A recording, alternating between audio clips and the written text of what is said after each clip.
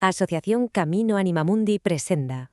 Vamos a meternos de lleno en una de las ideas más potentes y, a primera vista, más desconcertantes de la enseñanza de Antonio Oliver.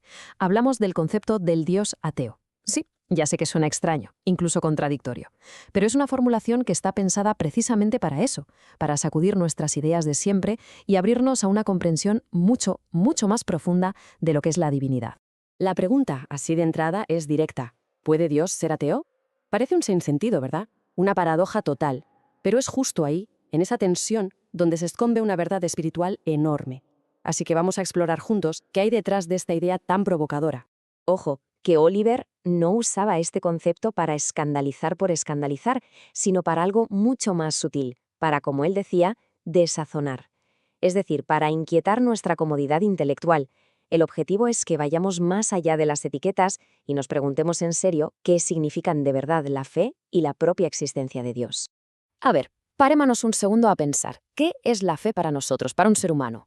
Pues es un movimiento, es un camino. Creemos porque no vemos del todo. Confiamos porque no tenemos la certeza absoluta. La fe, en el fondo, es la virtud de quien está en búsqueda, de quien va avanzando hacia una verdad que todavía no le es del todo evidente. Y aquí es donde todo da un vuelco. Dios no necesita caminar hacia la verdad. No necesita creer. ¿Y por qué? Pues muy sencillo. Porque Dios es la verdad. Dios es la evidencia misma. No tiene que realizar un acto de fe porque no hay nada fuera de sí mismo en lo que necesite creer. Es, por así decirlo, la fuente de la que brota toda la realidad. Por lo tanto, y esto es importantísimo, cuando Oliver habla del ateísmo de Dios, no se refiere para nada a lo que solemos entender por ateísmo, o sea, una negación o una ausencia. No. Se trata de algo radicalmente distinto. De hecho, es casi lo contrario. Mirad, la distinción es clave. El ateísmo humano, el que conocemos, el de negación, nace de una sensación de vacío, de una falta. Pero el ateísmo de Dios es un ateísmo de plenitud. La idea es brillante. No es que a Dios le falte la fe, es que la fe le sobra. Su ser es tan completo, tan absoluto, que no hay ni un resquicio para el acto de creer. Es la posesión total y eterna de sí mismo. Esta frase de Antonio Oliver lo resume de una forma que es contundente y luminosa. Es el corazón de toda esta reflexión. Dios no realiza el acto de creer en sí mismo, de la misma forma que el fuego no necesita creer que quema.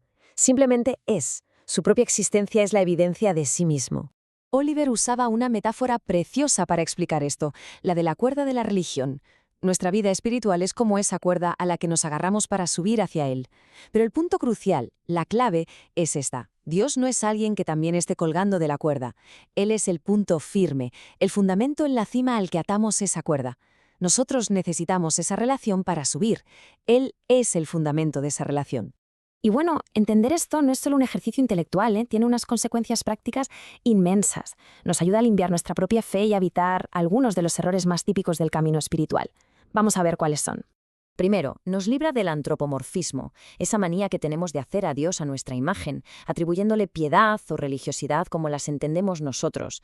Segundo, nos protege de la idolatría del concepto, que es cuando nos enamoramos más de nuestras ideas sobre Dios que del Dios real, que siempre es mucho más. Y por último, fíjate qué curioso, nos permite entender el ateísmo de otra manera. Muchos que niegan a un Dios ídolo castigador, en el fondo están rechazando una caricatura, y en esa negación honesta pueden estar, sin saberlo, mucho más cerca de la verdad. Esto nos lleva a la gran diferencia entre el Dios del saber y el Dios del ser. El primero es un ídolo mental, un sistema de dogmas y definiciones.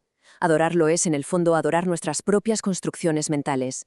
El Dios del ser, en cambio, no es un concepto que se pueda atrapar en la cabeza, sino una presencia viva que se experimenta. Es la realidad misma.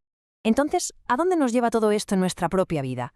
Pues a un camino de ir soltando cosas, a lo que Oliver llamaba vivir en la desnudez de la fe. Una idea que a mí me parece bellísima. El camino espiritual suele empezar con muletas, conceptos, ritos, ideas que nos dan seguridad. Y son necesarias, claro que sí, al principio.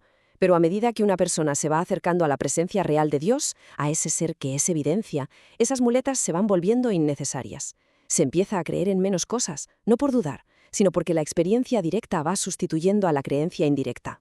La meta final no es ser un gran creyente, sino llegar a la visión, a la evidencia, donde la fe, como el andamio de un edificio que ya está construido, pues se puede retirar. Y es entendiendo esta progresión cuando cobra todo el sentido otra frase de Oliver, de esas que te dejan pensando. Hay que salir de la religión para llegar a Dios. Esto, claro, no significa abandonar la práctica religiosa, sino trascenderla. Ir más allá del mero cumplimiento, del rito vacío, para buscar el contacto vivo y directo con esa realidad a la que toda religión verdadera apunta. Y que nadie se piense que esto es una abstracción para teólogos, para nada. Tiene una aplicación súper concreta en la vida de cada día. ¿Cómo se ve en la práctica este Dios del ser? Oliver en esto era muy claro. Una persona que se declara atea, pero vive con una honradez y una integridad profundas, está manifestando al ser en sus acciones, aunque no le ponga el nombre de Dios. Su vida es, en sí misma, una manifestación de lo divino.